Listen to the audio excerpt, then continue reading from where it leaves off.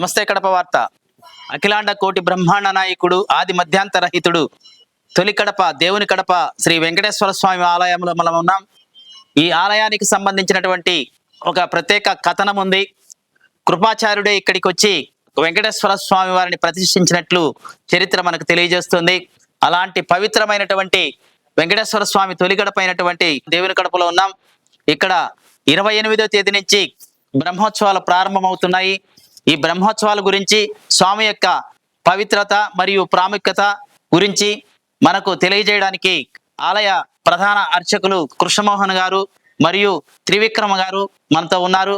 వారిని అడిగి మరిన్ని విషయాలు తెలుసుకుందాం. నమస్తే స్వామి. నమస్కారం. వెంకటేశ్వర స్వామి వారికి సంబంధించి తొలి గడపైనటువంటి ముందు దేవుని కడపని దర్శనం చేసుకున్న తర్వాతనే రామేశ్వరం గాని తిరుమల గాని దర్శించుకోవాలని చెప్పి ఒక ఆనవాయితీ ఉంది కదా.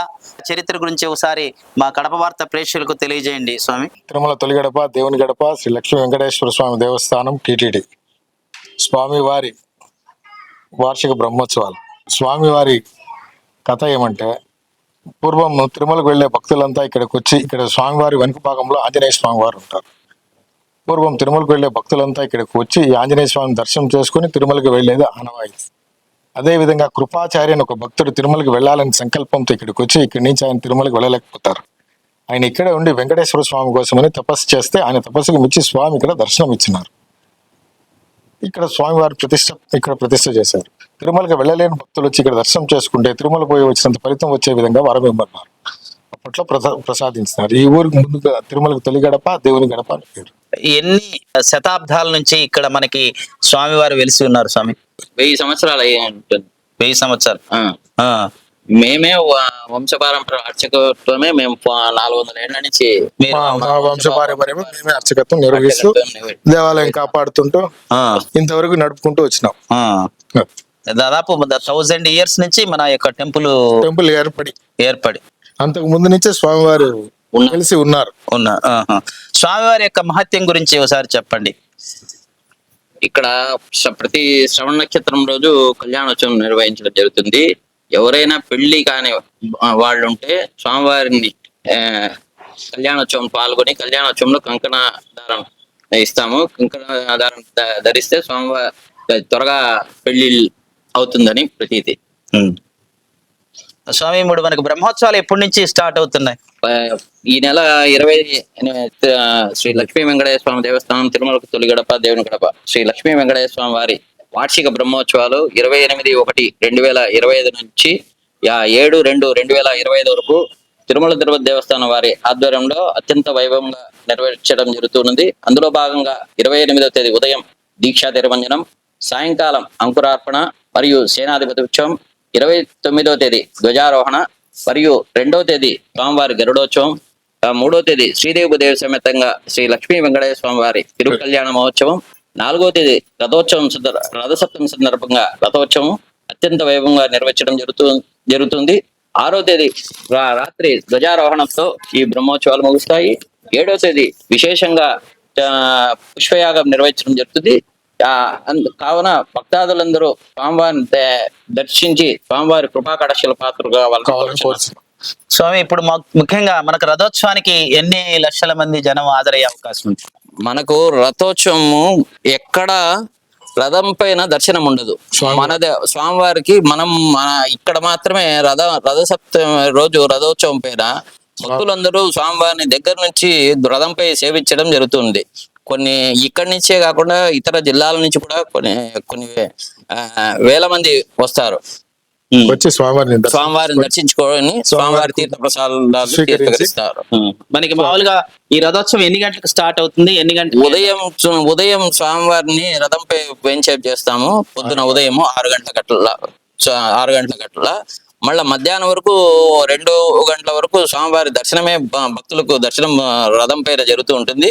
3 గంటల పైన స్వామివారి రథోత్సవం బయలుదేరి 6 గంటల లోపల స్వామివారి యథాస్థానం చేరుతారు. తర్వాత ధూళి ఉత్సవం నిర్వహించడం జరుగుతుంది. స్వామి, ఇప్పుడు మనకి స్వామివారిని ఎక్కడెక్కడ ఊరేగిస్తారు ఆ రోజు? స్వామివారి మాడవీధుల్లో వెంకటేశ్వర స్వామి గుడి దేవుని గడప మాడవీధుల్లో 4 మాడవీధుల్లో ఊరేగింపు స్వామివారి ఊరేగింపు. ప్రతిరోజు ఉదయం సాయంకాలం ఉత్సవాలు జరుగుతాయి. ప్రతిరోజు ఒక్కొక్క వాహనంపై స్వామివారు దర్శనం ఇస్తూ ఉంటారు భక్తులకు. ముఖ్యంగా చక్ర స్నానము చక్ర స్నానము మనకు ఎదురు అవభృత స్నానం. అవభృతం అంటారు. స్వామివారి పుష్కరిణి పుష్కరిణిలో చక్రాన్ని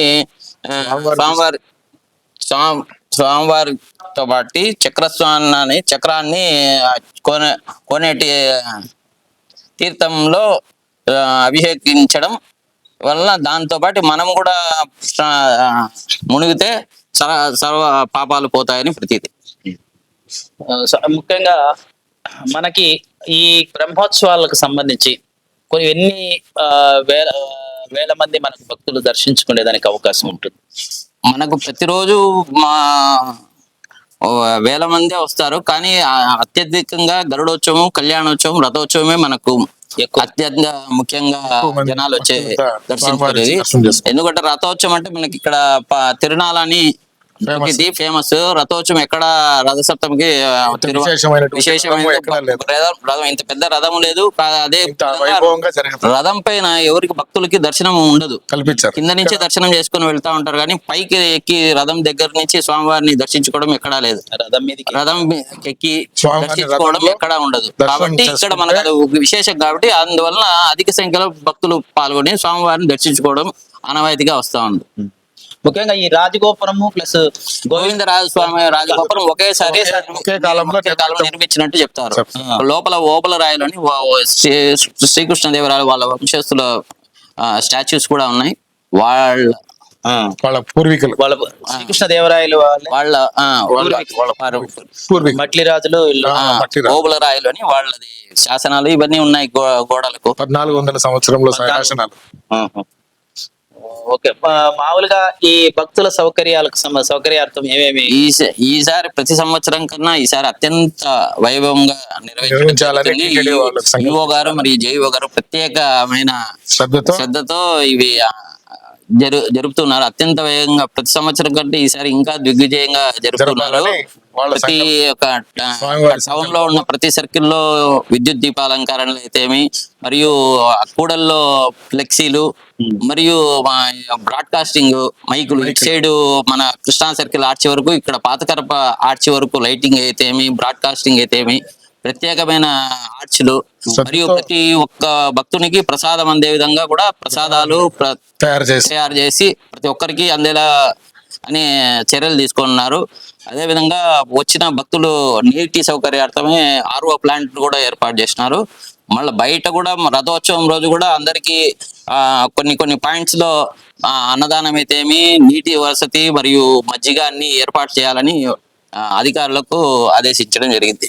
కాబట్టి ఈసారి ఇంకా స్వామి ఈఓ గారు మరియు జేఈఓ గారు ప్రత్యేకమైన శ్రద్ధతో ఈ నాకు స్వామి వాళ్ళిద్దరూ మనకు కడపలో పనిచేసి వెళ్ళినారు. కాబట్టి కడపకు వాళ్లకు అవినాభావ సంబంధం ఉంది. కాబట్టి దేవుని కడపని వాళ్ళు కొంచెం ప్రత్యేక శ్రద్ధ తీసుకొని ఈసారి వైభవంగా జరిపిస్తున్నారు. ఈసారి మీరు చూస్తే డెకరేషన్ ఇవి అన్ని ఏర్పాట్లు చూస్తే మీకే అర్థమవుతుంది ఎంతటి ఇది తీసుకున్నారు శ్రద్ధ ఈసారి అని. ప్రతి సంవత్సరం జరుగుతుంది, కానీ ఈసారి ఇంకా రెట్టింపైన ఉత్సాహంతో జరిపించాలని వాళ్ళ కోరిక. ఓకే స్వామి, థ్యాంక్ యూ స్వామి. ప్రతి ఒక్కరూ తప్పనిసరిగా యూట్యూబ్లోకి వెళ్ళి కడప వార్తను లైక్ చేయండి, సబ్స్క్రైబ్ చేయండి. ఇట్లు మీ జి రమణయ్య, ఎడిటర్, కడప వార్త.